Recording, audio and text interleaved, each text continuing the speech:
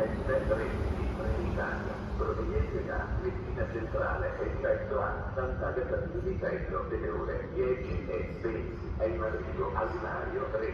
Attenzione, allontanarsi dalla linea gialla, che è in tutte le stazioni.